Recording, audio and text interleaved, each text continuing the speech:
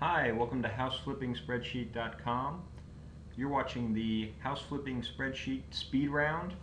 We're going to do a quick deal analysis and show you how quickly you can evaluate a property and create a detailed repair cost estimate and determine the maximum purchase price you should offer for a property. The property that we're analyzing is a 3-bedroom, 2-bath in Kansas City, Missouri. I'm going to type in the address here.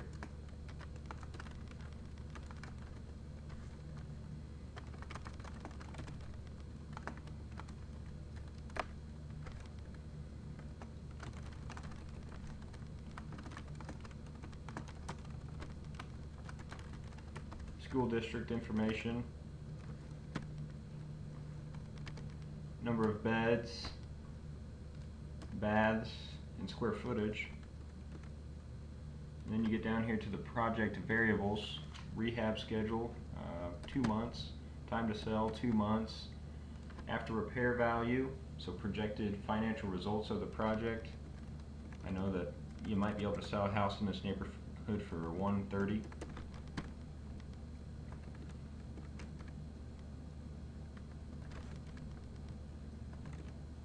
Then you're going to fill in your monthly fixed costs, such as your taxes, insurance, maintenance, utilities, etc.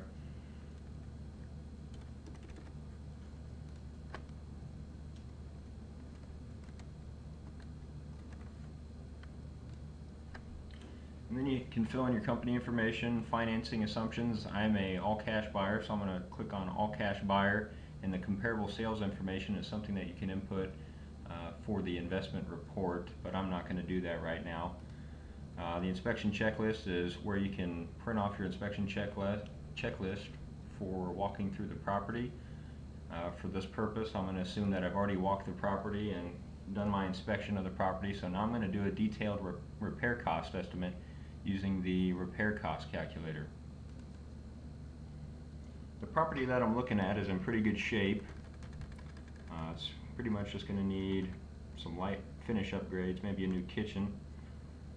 So I'm going to start off with general requirements, and then I'm going to get into the meat of the estimate here after that. And to quickly toggle through the estimate, you can use the scroll wheel, or you can use the buttons up here. I'm going to go ahead and use the buttons to move through this a little bit quicker. Doesn't appear to need any concrete, masonry, siding repairs. The deck looks like it's in good shape. The roof does need to be replaced. About 22 squares of roofing for the house. Doors and windows, it does need some new windows. There's probably about 12 windows based upon my count when I went out to the house. New French door off the back of the house, and then some new hardware. Now I'm going to move on to the garage doors section. It does need 2 new garage doors. Landscaping, we'll put a little bit of mulch down, put some shrubs down, and miscellaneous plantings. Miscellaneous exterior improvements, so this will be shutters. I think we'll slap up about 6 shutters. Some new address numbers, and a new mailbox.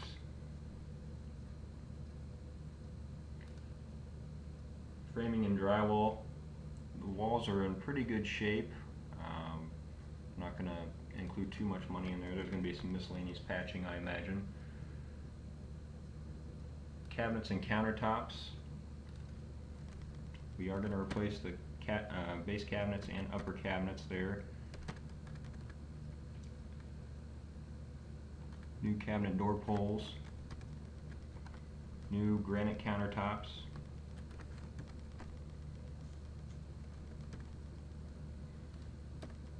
And then the bathroom vanity cabinets.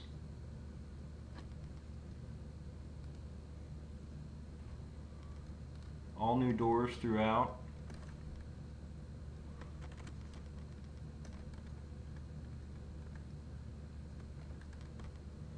And then an allowance for about 200 lineal feet of wood base replacement.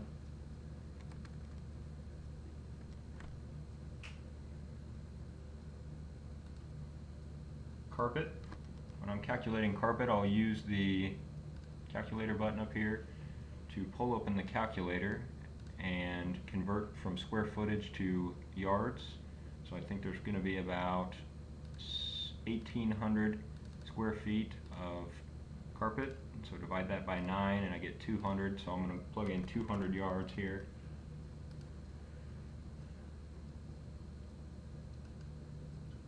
Hardwood flooring, we are going to put down some hardwood flooring in the kitchen.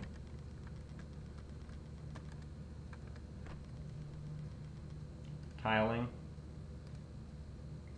we'll be remodeling all 3 bathrooms.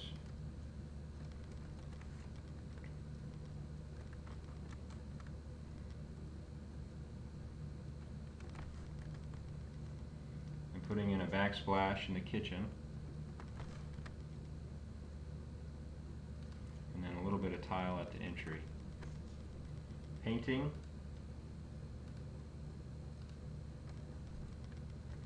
Probably need about 20 gallons on the exterior and 20 on the interior, and then I'm just going to include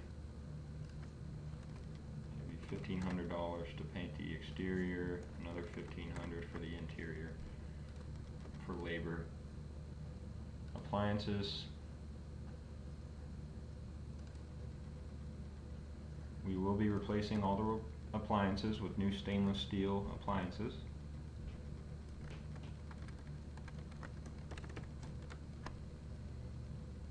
Plumbing,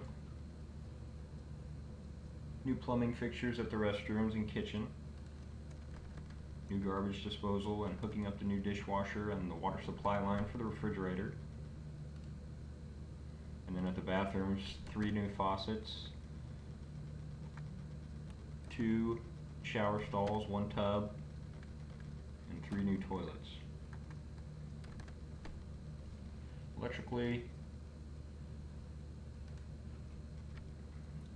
now I do know that the houses in this neighborhood do require, they all have aluminum wiring, so I think we're going to end up having to do something about that. So I'm going to plug in $2,500 to replace the electrical in the house and rewire it with copper wiring.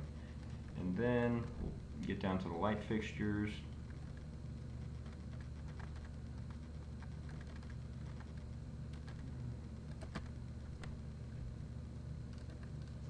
And then the final scope of work is just miscellaneous accessories, furnishings, and stagings. I'm going to reset it. As you can see, we've got the repair budget total here, $48,587, and then it's going to break it down and give you a detailed budget breakdown by scope of work, and also a budget breakdown by area. So if you click on these buttons, you'll be able to sort and show all of the items that are associated with the kitchen. So now it's showing you the cabinets and countertops, tiling, appliances, and plumbing associated with the kitchen. And if you just click this reset button, it'll reset the spreadsheet there. After reviewing all the cost items, I'm satisfied with the repair estimate that I put together and feel comfortable with it, so I'm going to move on to the maximum purchase price calculator. So this is where you're going to analyze all the fixed costs, repair costs, and amount of profit that you desire to have on your project to come up with a maximum purchase price. Fixed costs, you'll just fill in these yellow boxes as you require for your experience and projects. So I know that I typically pay a brokerage fee, and then there's about $500 in miscellaneous costs. Holding costs, these are calculated based upon what you input on the info sheet, and then it's multiplying it by the amount of months that you're going to be holding the property. And then selling costs, so your commissions that you're going to be paying. We usually offer up a home warranty.